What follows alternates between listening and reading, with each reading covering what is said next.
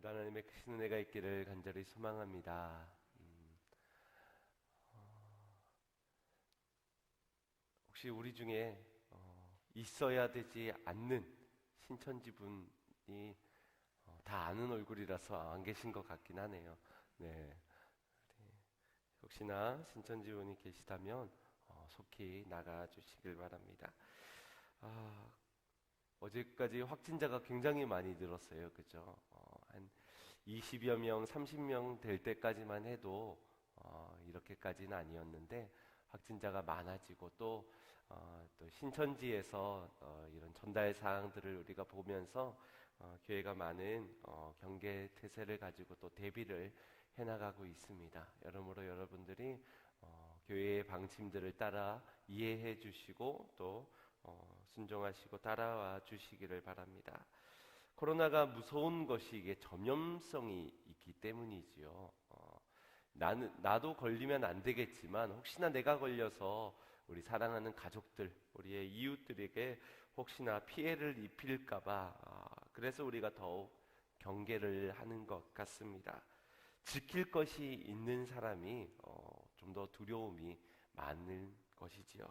지킬 것이 있기 때문에 우리는 더욱더 경계하지 않을 수가 없습니다.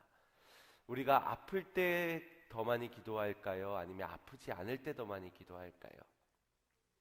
그러면 이 코로나19가 있기 전에 더 많이 기도했을까요? 아니면 지금이 더 간절히 기도하고 있을까요? 그죠? 아마도 실패했을 때보다는 성공했을 때 우리는 더 깨어있기가 힘들 것입니다. 반대로 실패하였기 때문에 우리가 지킬 것이 없어졌을 때 우리의 영을 더욱더 지키기 위하여 우리는 더욱더 깨어있게 되지 않을까 싶습니다. 주님이 나를 지키심을 경험할 수 있는 때는 바로 우리의 약함을 경험하였을 때입니다. 우리가 원치 않는 그런 바이러스, 그러면서도 아직 이 바이러스를 해결할 수 있는 그런 해결책이 방안책이 없는 상황 가운데서 우리의 약함을 경험할 수밖에 없는데 그때 우리가 경험할 수 있는 것이 바로 주님의 능력이라는 사실입니다. 우리의 가시를 통하여서 주님의 능력을 경험할 수 있듯이 이 모든 상황 가운데서 우리가 더욱더 깨어있는 가운데 주님을 의지하고 주님께 기도함으로 주님의 능력을 경험할 수 있는 그런 시기가 되기를 간절히 소망합니다. 지키려고 한다고 지켜질 수 있는 우리의 인생이 아니지요. 건강을 지키고 우리 가족을 지키고 내 몸과 내 영혼을 지키시는 분은 오직 하나님이십니다. 그분을 의지함으로 우리가 주님의 능력을 경험하게 될 것입니다. 두려움은 사단이 가장 좋아하는 것이지요. 한 명 확진자가 늘었다고 사단이 춤을 추겠습니까? 100명이 두려워하는 것에 춤을 추겠습니까? 아마도 확진자 그리고 그 속에서 죽음을 당하고 있는 수많은 사람들 중에서 사단이 기뻐하는 것은 아마도 전 세계가 두려움과 염려, 이 불안의 공포에 쌓여 있는 것을 더욱더 기뻐할 겁니다. 그러니 우리 안에 있는 모든 두려움, 근심, 염려 것들을 다 주께 맡기고 우리의 인생을 주도해 가시고 인도해 가시는 그 하나님만 믿고 그 하나님의 능력을 경험하는 그런 시간들이 되시기를 주님의 이름으로 축복합니다. 평안을 회복하시길 바랍니다. 오늘 새롭게 하소서 마지막 시간입니다. 우리 2달 동안에 우리 안에 새로워져야 되는 것들이 많고 이미 새로워진 것들이 있는데 그런 것들에 대해서 8가지로 함께 말씀을 나누었습니다. 기억하실 수 있으시겠습니까? 1, 2, 3, 4, 5, 6, 7 오늘 8 혹시 기억을 하지 못한다면 오늘 제가 정리를 한번 해드리도록 하겠습니다. 핵심 단어만 생각하시면 아마 그때의 생각들이 좀 떠오르지 않을까 싶어요. 혹시 1에서 가장 중요한 핵심 단어가 뭐였죠? 표대. 그래서 표대를 향하여서 나아가는데 우리 안에서의 이 염려, 옛것, 지나가야 되고 뿌려쳐야 되는 것들이 있는데 그것을 우리의 발목을 잡아 나선다는 것이지요. 그래서 뒤의 것들을 두고 적대를 향하여서 전진하자라는 것이었습니다. 표대입니다. 두 번째는 포도나무입니다. 가지가 나무에 붙어 있으면 과실을 맺듯이 우리가 주님께 붙어 있는 인생이 그 안에 거하여야만 우리가 살리라라는 말씀을 나누었습니다.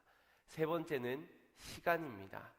우리가 그 예레미야에서 70년 이후에 포로 생활에서 이제 벗어나게 될 것이다. 근데 그 70년을 괴롭게 버티고 견디면서 그렇게 살아가는 것이 아니라 약속이 있기 때문에 하루하루를 행복하게 살아가자. 그것이 새로운 우리의 하루하루라. 이것이 세 번째 시간이었습니다.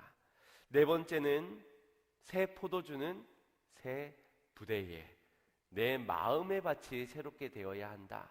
이때에 우리 마음 안에 있는 불편한 마음들이 혹시나 불편으로 표출되고 불만 불평으로 표출되고 있는 것은 아닌가를 돌아보았습니다. 말씀이 심겨질 새 부대가 되자, 새 밭이 되자.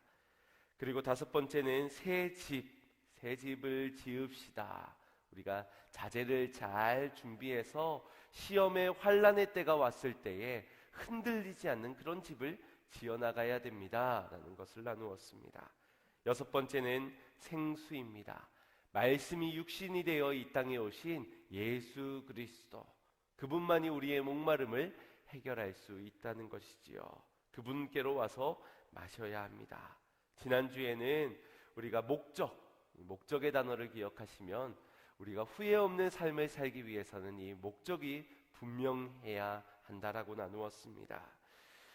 배가 항구를 출항해가지고 목적지를 향해 갈 때는 그 배를 항해한다라고 말합니다. 그런데 목적지가 없으면 그 배는 표류된 것입니다. 아무리 세계 최고의 엔진을 갖추고 세밀한 지도, 분명한 나침판을 가지고 있다 하더라도 목적지를 가지고 있지 않다면은 그 배는 표류된 배일 뿐이라는 것입니다. 우리의 인생의 표류가 아닌 위대하신 하나님, 그분이 우리의 선장이 되시어 우리로 하여금 분명한 목적으로 인도해 주시는 그러한 인생을 살아가야 될 줄 믿습니다. 후회 없는 인생을 위해 목적 있는 삶을 살아가고자 우리 지난 주일에 함께 결단했습니다. 그러면 마땅히 우리의 한 주간은 목적이 분명하지 않았을 때와 목적이 분명했을 때는 달라야 할 것입니다. 졸았던 것이 아니라면 아마도 여러분의 한 주간은 분명히 달랐으리라 여겨집니다. 그러면 한번 스스로에게 물어보십시오. 여러분들의 한 주간의 삶에서는 어떤 일들이, 어떤 달려감과 또 싸움과 지킴들이 있었습니까? 혹시 여러분의 삶에서 십자가의 길을 걸어가셨습니까? 아니면 죄악의 길을 걸어가셨습니까? 여러분의 발자취에선 그리스도의 향기가 나셨습니까? 아니면 악취나는 냄새가 나셨습니까? 은혜 입은 자라면 은혜 입은 자답게 살아야 할 것입니다. 은혜 입었다는 것이 우리로 하여금 분명한 목적을 안겨주신 것이기 때문에 은혜 입은 자라면 이 하나님이 주시는 목적을 위하여 살아야 한다는 것이지요. 내가 은혜를 입었지만 그냥 대충 그 전주와 그 전의 옛 구습과 옛 모습으로 그대로 살아간다면 아무런 증거도 또 역사도 능력도 나타나지 않을 것입니다. 목적에 이끌린, 그래서 목표를 위하여 싸우고 달리고 지켜가야 한다는 것이지요. 은혜 입은 자답게 사는 저와 여러분이 되기를 간절히 소망합니다. 우리 그 은혜 입은 자의 삶에 대해서 오늘 말씀을 나누도록 하겠습니다. 오늘 본문은 우리가 너무나도 잘 아는 그러한 말씀입니다. 로마서에서 아주 핵심 구절입니다. 로마서 1장에서부터 사도 바울은 나는 복음에 빚진 인생입니다. 복음에 미친 자입니다. 그래서 그러한 인생은 어떻게 살아야 되는지를 쭉 가르쳤습니다. 그리고 오늘 본문 말씀에서도 그 은혜를 받은 자로서 이렇게 살아야 합니다라고 말씀해주고 있습니다. 먼저 1절부터 보시면 그 시작을 그러므로 형제들아 라고 시작을 하고 있습니다. 그러므로 이 접속사가 의미하는 것은 앞쪽의 내용 속에 은혜 입은 자들아 너희가 이제는 그러므로 은혜를 입었기 때문에 이렇게 살아야 된다를 가르치고 있는 겁니다. 11장까지의 내용을 전체를 품고 있는 것이지요. 정리하겠습니다, 여러분. 그러므로 이제부터 우리가 은혜를 입은 우리가 성도로 부름을 받은 복음의 빚진 자인 우리가 이렇게 살아야 합니다. 바로 우리의 몸을 거룩한 산제사로 하나님께 드려지는 영적 예배로 드려져야만 합니다 라고 말을 하고 있는 겁니다. 거룩한 산제사로 드리라. 그리고 2절 말씀에 넘어가서 이 세대를 본받지 말고 마음을 새롭게 함으로 변화를 받으라. 이것이 거룩한 산제사로 드리며 또 이 세대를 본받지 말고 마음을 새롭게 함으로 변화를 받아야 한다. 그리하면 너희가 하나님의 선하시고 기뻐하시고 온전한 뜻이 무엇인지를 분별하게 될 것이다. 분별하기 위해서는 이렇게 살아야 되는데 그것이 바로 거룩한 산제사와 이 세대를 본받지 않는 것과 그리고 마음을 새롭게 함으로 변화를 받는 것. 그래야면 하나님의 온전한 뜻을 무엇인지 알게 될 것이다 라고 말씀해주고 있는 것입니다.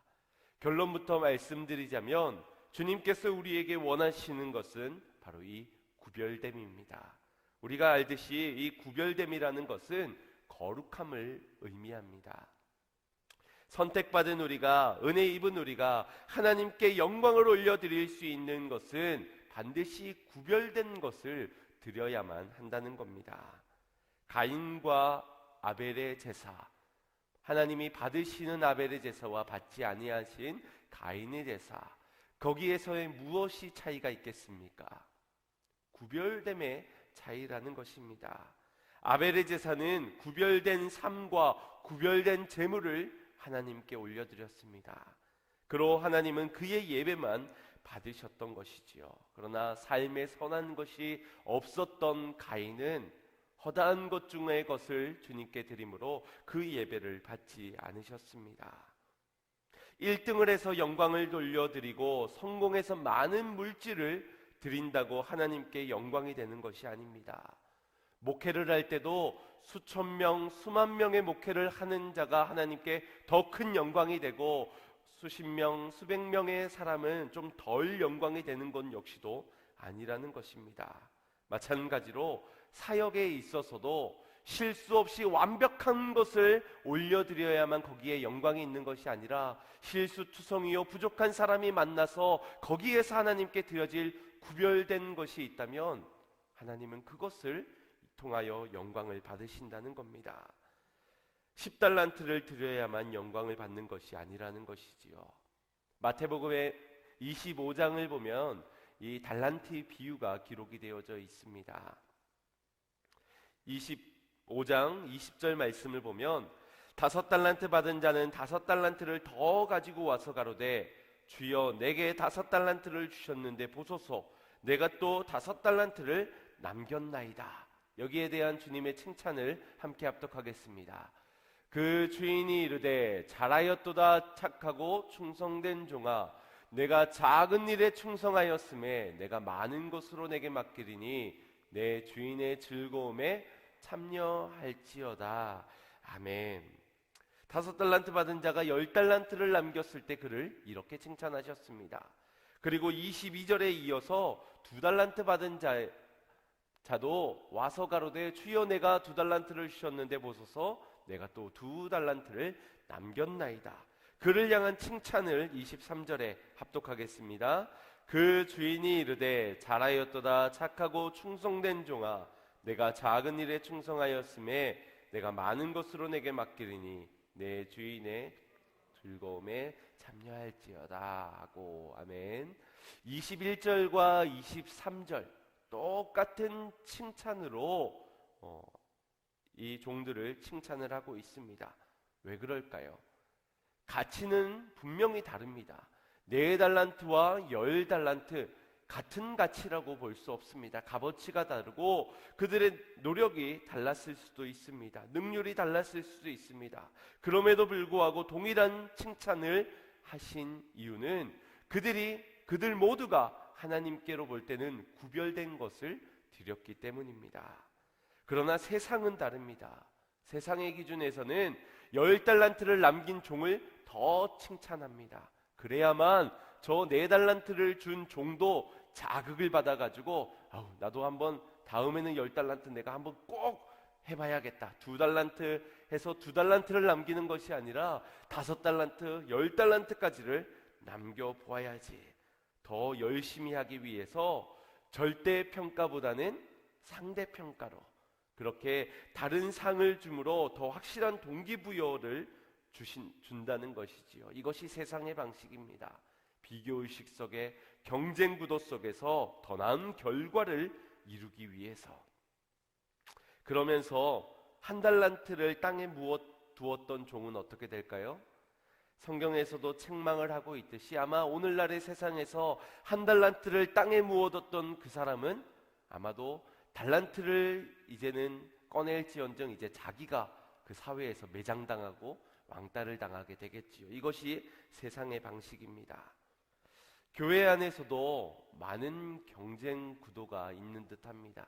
누가 좀 잘 되면 나도 좀 잘 돼야 되겠고, 누가 좀 부각이 되면 박수를 받으면 나도 박수 받기 위해서 열심히 하는 그 열심이 문제가 아니겠지요. 그런데 전도를 많이 한 사람에게, 그리고 조금 덜한 사람에게, 그리고 하지 못한 사람에게 이 칭찬의 강도가 달라지게 되고 심지어 상품까지 달라지게 되지요. 불과 한 10년 전, 20년 전까지만 해도 새생명 축제를 하면서 전도왕, 아마 TV를 선물로 주고 냉장고를 선물로 주고 이런 대형 교회들을 많이 보셨을 겁니다. 그리고 1교구 몇 명 왔나요? 일어나 보세요.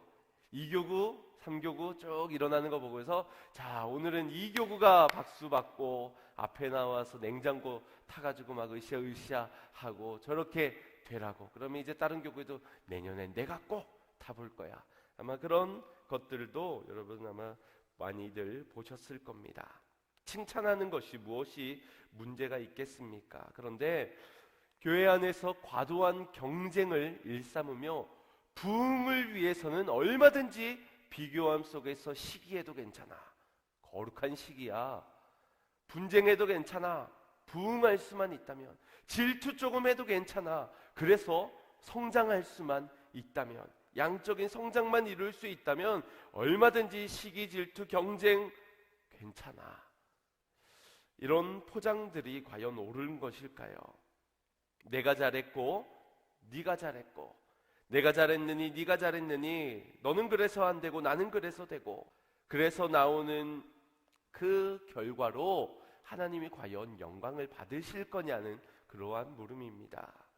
세상에 줄 수 없는 평안을 우리에게 주시는 주님께 세상에서의 방식으로, 세상의 허다한 것으로, 세상들이 하고 있는 것으로 하나님이 영광을 받으실 거냐, 그 물음을 우리 스스로에게 던져보아야 할 것입니다. 누가복음 10장 말씀에 이를 돕지 않는 자신의 동생 마리아를 향하여서 원망하는, 불평하는 마리아, 우리가 다들 기억하실 것입니다. 예수님께 불평하였던 마르다에게 예수님께서는 이렇게 말씀하셨습니다. 누가복음 10장 41절 말씀에 주께서 대답하여 가라사대 마르다야 마르다야, 내가 많은 일로 염려하고 근심하나 그러나 몇 가지만 하든지 혹 한 가지만이라도 족하니라. 마리아는 이 좋은 편을 택하였으니 빼앗기지 아니하리라 하시니라. 몇 가지만 하든지 아니 혹 한 가지만을 드리더라도 지킬 그것을 드릴 때 그 지킬 한 가지가 곧 하나님께 구별된 것이요, 그 구별된 한 가지를 하는 것이 족하니라. 사랑하는 성도 여러분, 너희 몸을 거룩한 산제물로 드리라. 이 세대를 본받지 말라. 마음을 새롭게 함으로 변화를 받으라. 결국 이 세 가지가 하나인 것입니다. 구별된 것을 드려라. 거룩한 것을 드려라. 세상의 것을 본받지 않은 그 구별됨을 드려라. 마음이 옛 구습의 이전 것에 들은 것이 아니라 새롭게 된 것을 드려야 한다. 그래야 하나님 나라 백성다운 구별됨으로 사는 것이요, 그분의 뜻을 분별하게 된다는 것입니다. 거룩한 산제물로 나를 드릴 때에 조건이 붙었는데 거룩한 산제물로 드려야만 하나님이 받으신다는 것이지요. 베드로전서 1장 16절 말씀을 보면 내가 거룩하니 너희도 거룩할지어다 라고 말씀하셨습니다. 이 명령을 지키기 위해 우리는 거룩함을 위한 노력들을 해나가고 살아갑니다. 어떻게 하면 거룩할 수 있을까? 주일에 조금 더 깨끗한 정결한 마음가짐과 옷가짐으로 흠이 없는 모습으로 깨끗한 헌금의 지폐들을 준비해서 주님 앞에 나오려 합니다. 거룩한 예배를 드리기 위한 우리 스스로의 노력으로 말입니다. 하지만 내가 거룩하니 너희도 거룩할지어다 이 명령 안에서의 우리가 붙들어야 하는 것은 내가 거룩하니입니다. 나도 하나님이 거룩하니 너희도 거룩하라, 너희도 거룩하라에 우리가 초점을 맞춰진 인생이 아니라 내가 거룩하니 거기에 초점을 맞춘 인생을 살아가야 한다는 겁니다. 술을 끊고 담배를 끊고 깨끗한 옷을 입고 그렇게 착하게 살아가는 것 분명 우리 안에 필요한 것이겠지만 그 노력의 끝에 이루어질 수 있는 거룩함이 아니라는 것입니다. 거룩한 분이 우리 안에 올 때 그 거룩한 분이 나의 이름을 불러주시어 거룩한 백성 삼아 주실 때에 내가 비로소 거룩할 수 있게 된다는 겁니다. 그러니 우리가 믿어야 하는 것은 하나님이 내가 거룩하니 이것이 믿어질 때 그분의 부르심에 거룩함 너희도 거룩할지어다 이 명령이 오늘 우리의 인생을 거룩하게 만들어 가시는 것인 줄 믿으시길 바랍니다. 구약에 있어 이 거룩함의 개념은 히브리어로 카도시라고 합니다. 그 어휘의 뜻은 사람이나 물건이 일상적으로 세속적인 것으로부터 구별된 것을 의미합니다. 그분 안에서의 삶에서 세속된 삶은 끊어지게 되는 것입니다. 두 마음을 품을 수 없기에 주님을 품었을 때에 끊어지게 된다라는 것이지요. 본문 2절에서도 이와 똑같은 말씀을 하고 있습니다. 이 세대를 본질상으로 이 세대는 오늘날의 이 세대를 의미하기보다 하나님의 통치 아래 살아갈 것을 벗어나 사단마귀의 그 통치 아래 그 지배 아래에 있는 사람들을 의미합니다. 그들을 본받지 말고 그들의 가치관과 그들의 사고와 그들의 상식, 그들의 방식들을 따르지 말라는 겁니다. 그래서 이 세대를 본받지 않기 위하여 때로는 수도적 삶을 살며 세상을 등지고 어디 깊은 산골에 들어가서 살려는 그런 사람들도 있습니다. 극단적인 반응으로 세상과 단절하여 금욕적 수도 생활에 들어가는 것이지요. 때론 신앙생활을 유별나게 하는 사람들이 있습니다. 유별나다는 것은 때로는 우리의 상식 밖의 행동을 취한다는 겁니다. 물론 우리가 예수 그리스도를 믿고 눈에 보이지 않는 것을 믿고 있기에 세상 사람들이 볼 때는 우리가 유별나게 보일 수 있습니다. 그러나 우리 믿는 자들조차도 서로가 유별나게 보이는 그런 사람이 있다는 겁니다. 거기에서의 이 유별남은 세상의 상식이 아닌 성경적 상식, 성경적인 방식을 벗어난 그런 유별난 행동을 보이는 사람이 있다는 겁니다. 그런 사람을 향해서 우리는 별꼴이다라고 말을 하기도 합니다. 지탄을 받기도 하지요. 경쟁하여 이기고 과도하게 자신을 드러내고 잘못된 사람들을 비난하여 깎아내려 자신을 올려가는 사람, 교회 안에서 유별난 존재라는 겁니다. 성경에서 이 유별난 신앙의 대표가 바로 바리새인들입니다. 바리새인들은 세대를 본받지 않으려고 스스로 율법 안에서 율법을 지켜나가며 그 속에서 유별난 신앙을 하였던 자들입니다. 누가복음 18장 11절 말씀에 바리새인들이 이렇게 기도를 드립니다. 그들이 기도하여 가로되 하나님이여 나는 다른 사람들 곧 토색, 불의, 간음하는 자들과 같지 아니하고 이 세리와도 같지 아니함을 감사하나이다. 감사할 제목이 없어서 이런 것을 지금 감사를 드리고 있는 것입니다. 자신을 드러내고 뽐내고 있습니다. 또한 이 자랑을 위해 이 뽐내기 위하여 자신을 이 율법을 지켜나가기 위해 살았던 것입니다. 그들은 이것을 구별이라고 여겼습니다. 너희들이 하지 못하는 것 나는 한다. 이것을 구별이라고 여겼던 것이지요.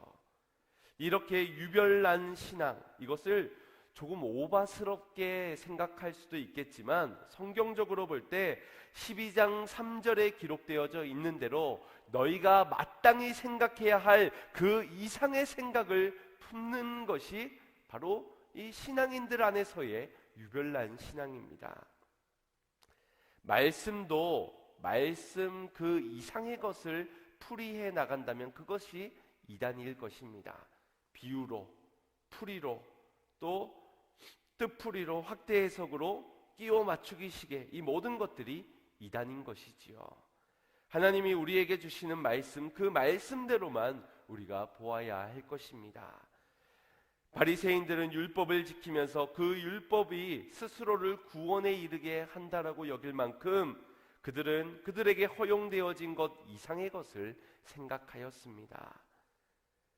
그것은 바로 이 세대의 방식입니다. 이 세상의 방식이 그러합니다. 구별되어야 하는 선민이 세상의 허다한 사람들과 같은 생각으로 살아가는 것이죠. 바리새인들은 생각할 그 이상을 품었습니다. 금식 기도를 드리면 자신이 거룩하여지고 정결하게 만들 수 있다라고 여겼습니다. 그런 그들에게는 하나님으로부터 주어지는 은혜보다 자신들이 행하는 율법 안에서의 행위들이 더 높은 것으로, 더 앞선 것으로 여겼던 것이지요. 하나님께서 원하시는 구별은 우리의 외적인 것뿐만 아니라 먼저 우리 안에서의 내면에서부터 시작되어지는 그 질적인 변화를 원하십니다. 그래서 단순히 우리의 삶에서의 체인지가 아니라 트랜스폼의 전인격적인 변형을 우리에게 원하시는 것입니다. 그래서 너희가 마음을 새롭게 함으로 변화를 받아, 이 변화를 받는 것은 단순히 우리의 삶의 행위만을 고치는 것이 아니라 우리의 내면 안에서의 질적인 변화가, 새로운 것이 송두리째 바뀌어진 것을 말씀해주고 있는 것입니다. 내 안에 그리스도의 빛이 있기 때문에 어둠이 우리를 숨기지 못할 그 빛은 마땅히 드러나게 될 것이라는 겁니다. 우리는 이 세상을 본받아서는 안 됩니다. 세상 사람들과 똑같이 살고 그들의 가치관을 따라 그렇게 살아가는 것으로는 하나님께 구별된 그것을 드릴 수가 없습니다. 그런데 혹시 우리 안에도 이런 유별난 신앙생활을 하고 있지는 않습니까? 이것이 아니면 안 된다라는, 이렇게 나의 행위로만 드려야 한다는, 10달란트여야만 한다는 때로는 그런 유별난 신앙을 생활을 하고 있지는 않습니까? 특별해야 하는 우리가, 구별되이 살아가야 하는 우리가 별반 다르지 않는, 세상의 가치관과 별반 다르지 않는 별꼴난 유별난 그런 신앙으로 살아가고 있지는 않습니까? 하나님, 저는 저 바리새인들과는 같지 않게 하심을 감사합니다. 저 바리새인들처럼 외식하지 않을 수 있도록 하심을 감사드립니다. 저 상종 못할 인간, 저들과는 나는 다릅니다. 어쩌면 저들은 저렇고 나는 다릅니다라고 말하고 있는 그 고백이 바리새인들과 동일한 그런 사고를 가지고 고백하며 살고 있는 건지도 모른다는 것입니다. 소유해서 행복하고 소유하지 못해서 불행하고, 코로나 바이러스가 몇 명일 때는 평안했다가 또 그 수가 더해지면 불안과 두려움에 쌓여있는 우리의 인생과 혈과 육의 싸움을 싸우며 남들보다 빠르게 달리며 내가 지켜야 할 것은 육의 것들이라고 살고 계시지는 않습니까? 거기로부터 우리는 벗어나야 될 줄 믿습니다. 거기서로부터 떠나가야 될 줄 믿습니다. 이것이 우리의 구별된 삶을 살아가게 한다는 것이요, 곧 은혜 입은 자의 마땅한 삶인 줄 믿습니다. 우리가 어떻게 구별되어야 하는가? 오직 마음을 새롭게 함으로 변화를 받아야만 이것이 우리 안에 구별된 삶을 살아가게 할 줄 믿습니다. 그러니 이 마음을 새롭게 함으로 변화를 받는 것, 먼저는 우리 안에 마음을 새롭게 하는 그 새로움이 필요합니다. 우리의 노력으로 이 마음을 새롭게 할 수 있을까요?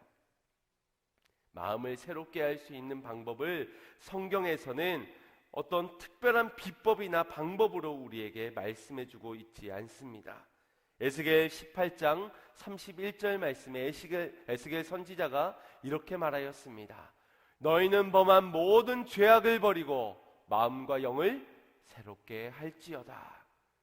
어떤 방법입니까? 모든 죄악을 버리고, 우리가 우리의 마음을, 우리의 영을 새롭게 하는 것은 주님의 부름을 받아 십자가 앞에, 그 보혈 앞에서 엎드려져 회개하는 일입니다. 회개함으로 주님 앞에 엎드려지는 것입니다. 그때에 우리의 마음은 정직하게, 우리의 마음은 새로워질 것이요, 주님이 말씀 가운데, 약속 가운데 주의 성령에 이루시는 새로운 인생, 변화를 받게 될 것입니다. 지금까지 똑같은 마음으로 똑같은 열매뿐이었다면 이것에 우리의 더 노력을 기울여봤자 늘 똑같은 열매뿐일 겁니다. 새로워져야 되지 않겠습니까? 지난 우리의 20년, 30년이 똑같이 행동해서 똑같이 열매를 거둬왔다면 올해는 우리가 달라져야 되지 않겠습니까? 다른 사람을 정죄하고 비난하고 손가락질하여서 내가 구별됨을 보여주기보다 내 안에 정직한 영을 부으셔 내 안에 죄악의 것들을 내어버리고 내가 새롭게 되어야, 내 안이 새롭게 되어야 새로운 열매가 거둬질 것 아니겠습니까? 회개함으로 예수 그리스도의 보혈로 씻겨진 그 씻기심으로 우리의 인생은 새로워지게 될 것입니다. 어린 시절에 배워왔던 완전 변태, 불완전 변태, 아마 기억이 나실 겁니다. 유충에서 번데기가 되어 그 허물을 벗어 나비로 되어지는 그런 완전한 변태처럼 우리 인생도 예수 그리스도의 보혈로 이제 옛 구습은 벗어던지고 새 것이 되었습니다. 새로운 피조물이 되었습니다. 이런 변화를 우리가 확증하고 그러한 변화 가운데 완성되기까지 계속적으로 변화되어져 가는 삶, 새로워지는 삶, 비우는 삶, 씻겨지는 삶, 그런 성화의 삶을 살아가야 한다는 것입니다. 은혜 입은 성도의 삶에는 하나님의 선하시고 기뻐하시고 온전한 뜻이 무엇인지 분별하도록 하라. 이 분별하다는 것에 이 NIV 영어 성경에는 테스트 앤 어프로드, 시험하고 확증하라, 그렇게 번역을 하고 있습니다. 우리가 하나님의 뜻을 받았을 때에 그 말씀이 우리 안에서의 감동이든 혹은 계시든 사람의 말로든 우리에게 전해질 수 있습니다. 그러나 그것은 반드시 시험하고 확증되어져야 합니다. 그것이 분별되어져야 한다는 겁니다. 다시 말하여서 우리는 주의 말씀을 가지고 그것을 테스트하고 우리 안에 성령으로 말미암아 확증해가는 삶을 살아야 한다는 것입니다. 그 속에 구별된 것을 하나님께 드릴 수 있는 것이지요. 그러니 구별되는 것을 세상의 방식으로 가지고 와 그것이 구별된 것인지 아닌지를 따지는 것이 아니라 말씀 안에서, 성령 안에서 우리는 하나님이 받으실 그 구별됨을 드릴 수 있어야 한다는 겁니다. 이것이 은혜 입은 자들이 하나님께 영광 올려드릴 수 있는 그러한 삶인 줄 믿습니다. 사랑하는 성도 여러분, 우리의 목표, 그리스도인의 목표는 자기 수양, 자기 완성에 있지 않습니다. 오직 우리의 삶이 하나님의 뜻에 맞춰지 복종하고 순종하며 따르는 삶에 있는 것입니다. 사람이 바뀔까요? 안 바뀔까요?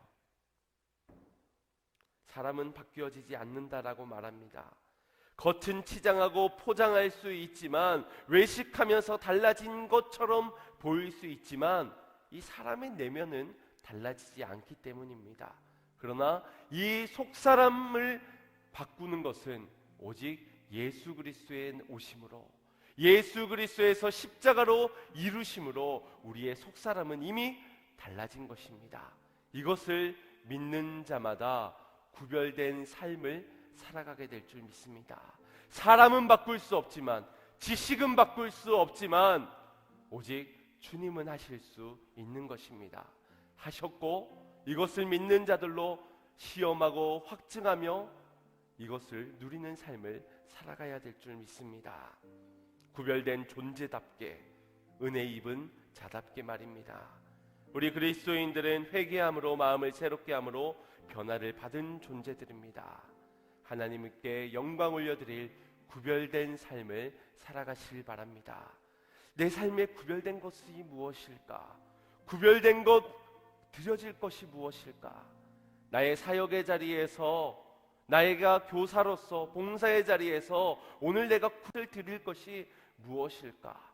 과도한 경쟁과 시기와 질투와 비교 속에서 드려지는 것이 아니라, 그렇게 만들어져 10달란트를 만들어 드려지는 그런 예배가 아니라, 오늘 주님께서 허락하신 자리에서 내 마음을 정직한 영으로 구별된 것으로 새롭게 하는 것을 믿음으로 오직 주님이 원하시는 그것으로 영광 올려드리는 사역의 자리, 삶의 자리가 되시기를 주님의 이름으로 축복합니다. 이 세대를 본받지 말고 마음을 새롭게 함으로 변화를 받아 거룩한 산제물로 나를 드리는 영적 제사를 삶 가운데서 드리는 저와 여러분이 되기를, 그렇게 거룩한 하나님의 자녀로, 거룩한 가정으로, 거룩한 교회 되어 하나님이 영광 받으시는 그런 우리의 삶이 되시기를 주님의 이름으로 축원드립니다. 우리 같이 찬양하고 결단하겠습니다.